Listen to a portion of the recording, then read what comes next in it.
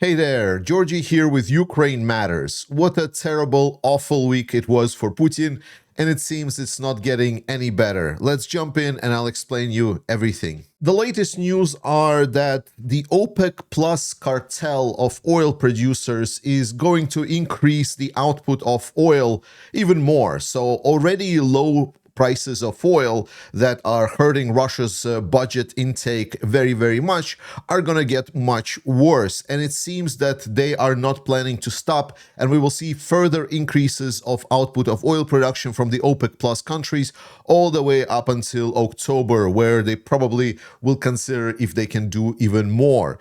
It is kind of crazy. And while there's many reasons why this is happening, the main point that we need to take away from all of this is that Russia is not having a good time. Russian budget is very much dependent on oil. It is dependent on the oil prices to be very high, specifically over $70 per barrel of oil. However, the prices have been going down, down, and down, and this led for Russians to this week finally acknowledge that already bad budget that they've rolled out, the planned budget for the year that they rolled out at the start of the year, is very seemingly not going to be enough. So very promptly, they actually revised the budget, and they revised it to be 3 times bigger. Now, just saying the statement that Russia tripled their expectations for the deficit of the budget is already kind of bad and should convey the feeling that it is kind of bad for the Russian economy. But it's actually even worse when you start looking at the actual numbers. It is devastating because point number one, we talked about that Russia has the war chest, and the expectations were that while Russia has 2025 pretty bad, and that 2025 is gonna factually bankrupt the Russian National Wealth Fund, which is basically everything that Russia had in their war chest piggy bank. With the current budget deficit that they've rolled out, it is already not enough money to cover the budget deficit for 2025. So already now, with the current stated number of 3.79 trillion Russian rubles that Russia is missing to cover for their expenses, which is a budget deficit, they are stating that they're going to miss 16% compared to how much there is in the National Wealth Fund. I believe in the National Wealth Fund, there is like now 3.1 something trillion, let's take 3.2 just to be more precise. Russia does not have enough money in a piggy bank to cover for the existing stated budget deficit. And what we need to remember is that always,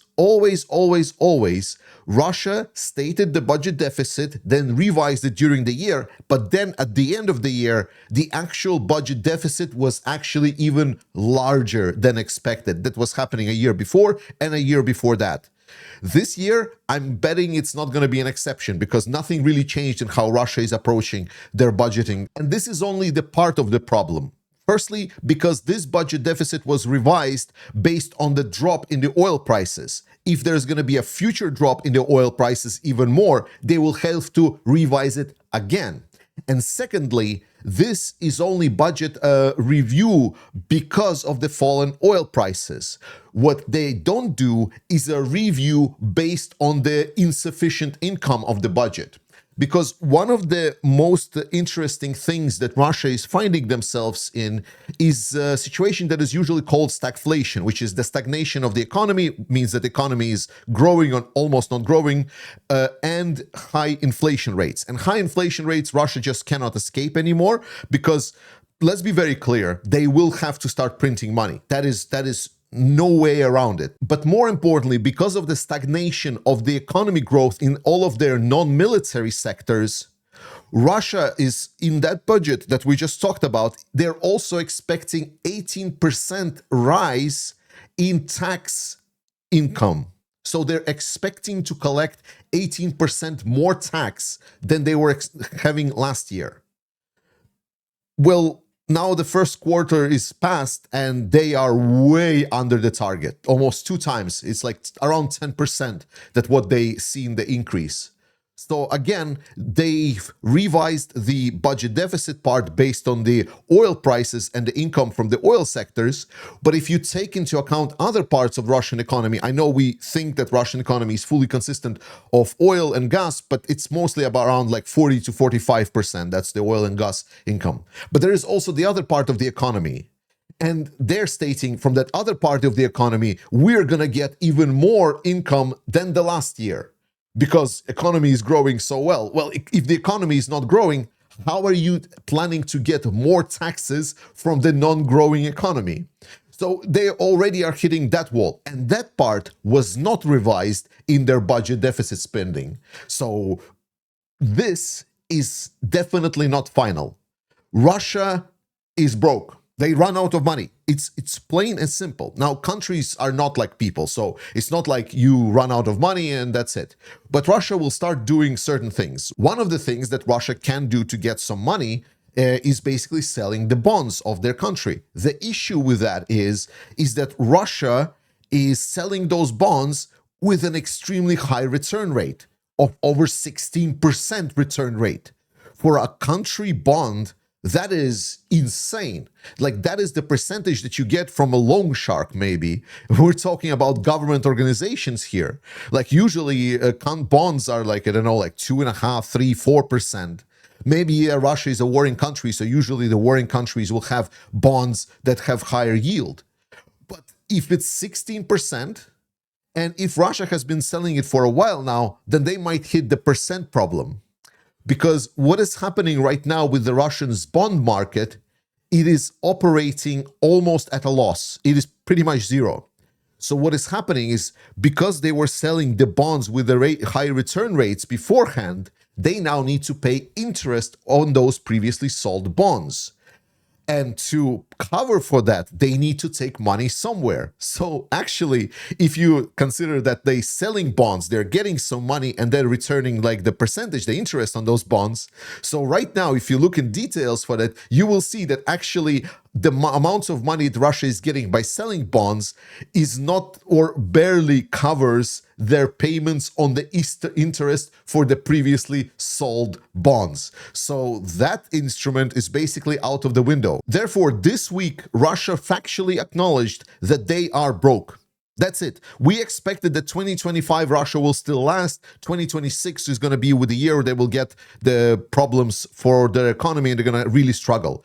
Nope. It has been accelerated. Russia is done. Russia is broke. They will need to start printing money. There is no way around it. They cannot cover their expenses any other way unless they're going to start considering how to end the war. Because the biggest problem for the Russian economy is the war. And here are some things that we need to kind of understand. Russia right now is playing this resource-based long type of exhaustion warfare. And exhaustion warfare, it's not only about who has more resources and then the other country has less resources, and that means that country wins over the other one. That is not always the case. Exhaustion warfare also has the time scale there. And usually the time scale is allowing countries certain level of adaptation.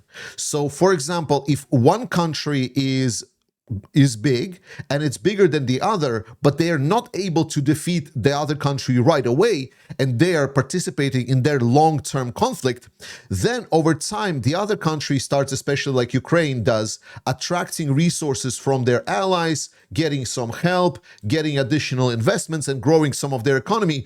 They are able to increase their spending on defense slowly and kind of drain the resource of the other party.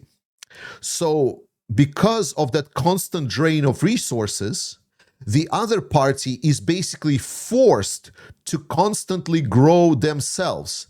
It is basically a game of chicken, so to say, where you always need to grow your expenses. You always need to grow your military expenses because other party is growing them as well. Whether it's growth in like an actual growth of resources or just adaptation to how to use their resources more cost efficiently, like new technologies like drones and so on.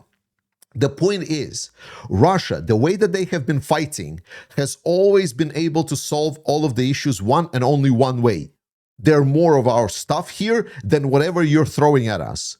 So now they are basically bound by the fact that they're going to have trouble increasing their military budget growth. So how do you continue growing your military budget if you are not able to defeat the counterparty that is becoming more and more efficient in countering you?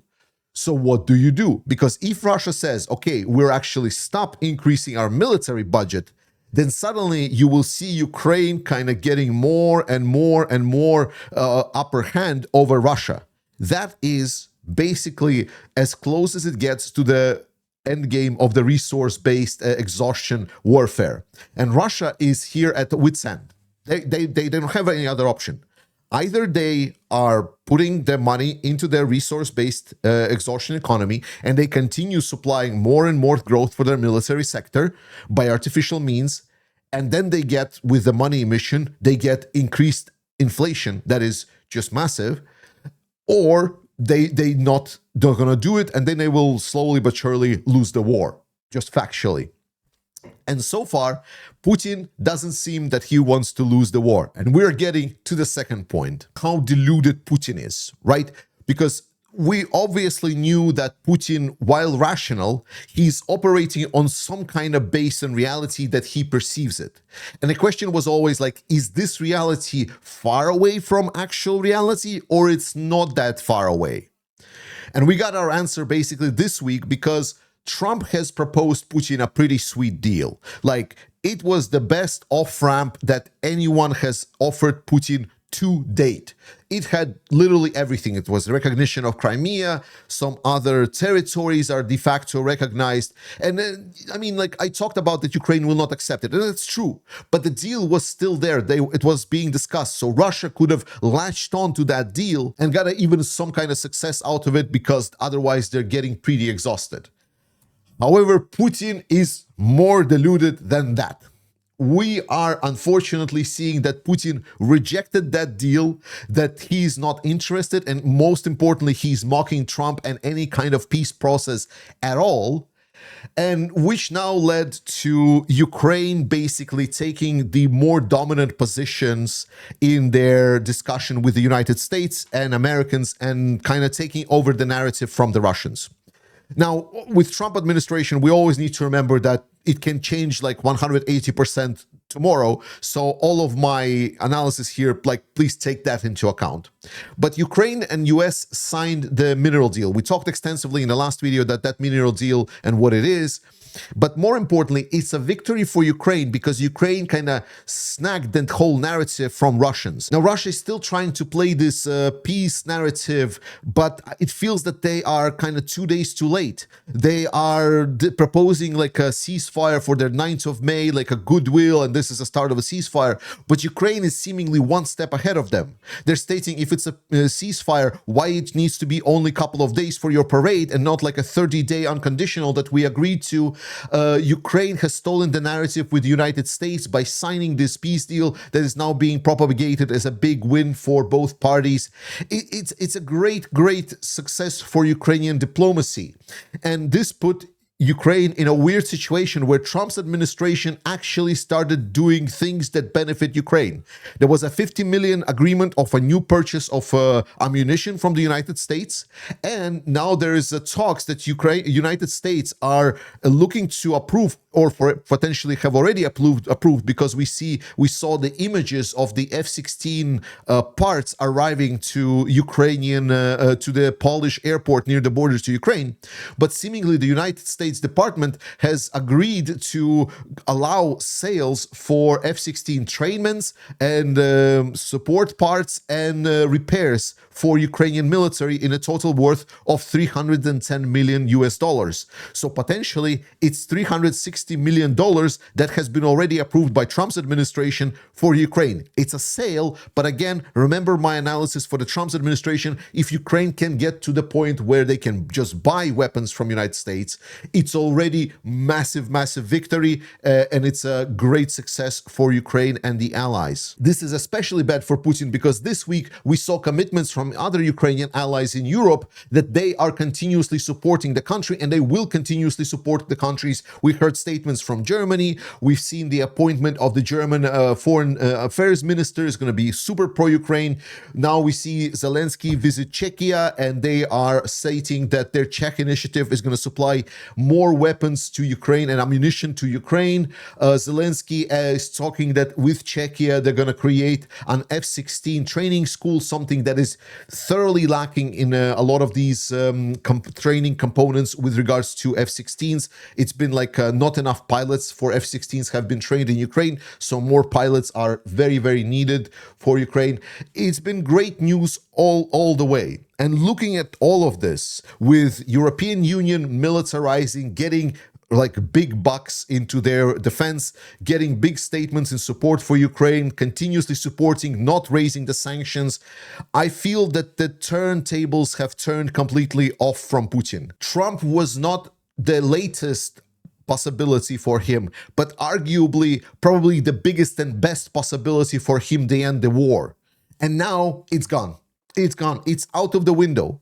If it's truly the case that Trump's administration now is going to exit the negotiations process between Ukraine and Russia, and they're going to allow the purchase of weapons from the United States by Ukrainian allies or Ukraine, and allow the delivery of those weapons, well, then Russia is ultra fucked, especially because of what I said earlier, that Ukraine has been growing their capabilities intensely, which led to this speculation whether or not Ukraine is going to bomb the Russian 9 May parade. And as nice as it would be, like I obviously would like to see Russians just being absolutely destroyed on their greatest of holidays. There are things that are there that I believe should prevent any kind of Ukrainian strikes on the Russian parade. Firstly, because Russia really put a lot of effort into preventing that. They've pulled some 280 pieces of anti-air equipment to Moscow to protect their parade. There's also going to be a lot of civilians. There's also going to be a lot of some other country leaders, which Ukraine would not want to strike. But more importantly, if Ukraine does strike Russians at the 9th of May parade, the unfortunate consequences will be obvious. It's going to cause rally around the flag effect. This is just normal thing. We saw it happening all the times. Whenever something that people care about a lot gets disrupted, it always gets the opposite reaction. So I truly believe that bombing the parade would be a mistake.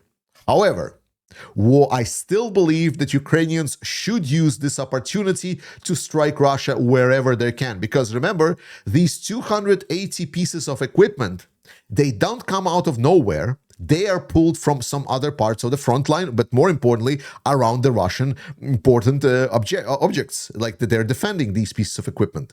So I would use this time and let the parade go on. And at the same time the parade is going, I would consider bombing the shit out of every military or oil refining facility that there is in Russia, just to make sure they understand the message. Because it will bring the more positive impact for Ukraine than just this demonstration-wide approach at striking something at their military parade. And then we get to the bad news that Russia gets actually to see exploding right in their face, which is dealing with the Ukrainian surface vessel drones that they're now arming with the AIM-9 missiles over here, the anti-air missiles, or they're carrying drones. And Ukraine has launched like a big attack around their Russian Kerch area. It's been multi-day operations also around the area of Novorossiysk, and it has been very successful. These drones with the anti-air systems, they were able to strike 2 Russian Su-30 planes. This is one of the newest Russian all-purpose plane. It's multi-purpose plane, sorry, I forgot the correct way to state this. But this is like a 2-seater. Ukrainians were able to shut down 2 of them. We actually have video of one of them. I cannot show you the video, but you can go to our Discord channel and the video will be there of actually Ukrainian systems targeting the Russian plane and shutting it down. And these drones have been extremely successful. Now, we thought that they would strike the Kerch Bridge, but unfortunately, it's not the case. But what is fortunately is that they have been doing major raiding operations, and they have been going around after the targets like helicopters. So these naval surface drones are carrying with them FPV drones that are then taking off and striking targets inside of the territory of Russia or Crimea. Here we can see one striking the helicopter. Then here we see the radar station P-18 being struck by one of them. Here is another truck from that station system is being struck. Then we see the another P-18. This one is the electronic generator being struck by drones. Here is the radar station, the Sky SVU, which has been struck. Here is the another radar station, Podlyot K1, being struck by the FPV drones. Here is another radar station, Podlyot K1, again being struck. It's a different one. Here we can see Mr. Kanhut carry barge being struck by the FPV drones. Here is another radar station, K1, being struck by the Ukrainian FPV drones. Here is another radar station, 9S32, Imbir, has been being struck. So Ukrainians have been hunting non-stop after the targets inside of Russia and Crimea with these naval boats. It was a huge raid. There was like explosions and fires everywhere. The damages that they did were impressive, and Russia still has no answer. The answer beforehand was helicopters, but then once the helicopters got shot down, the only thing Russia has been using since is the planes. Well, now planes are being downed. Well, it's bad news for Russia, because these things are going to keep happening non-stop. And finally, to give a huge thanks for everyone that participating in another campaign. The Ukraine Matters community is doing incredible job as always. Thank you so much for everyone that donated. We got over 41,500 euros donated for the trucks to the Ukrainian armed forces. We'll make sure they get to the soldiers fighting on the front line. Thank you so much, guys. Continue supporting Ukraine, continue trusting Ukraine. Ukrainians are now having a bit of an upper hand in the diplomatic area. They still struggle against the Russian attacks. Russians have been intensifying their campaigns, but Ukrainians are adapting. They are preparing to keep Russians at bay, and they will destroy anyone that will continue attacking the territory of Ukraine. And there is no chance for Russia at ever winning this war on the ground. So let's continue supporting Ukraine, and let's get them to victory. I love you. Slava Ukraini, and we'll see you next time.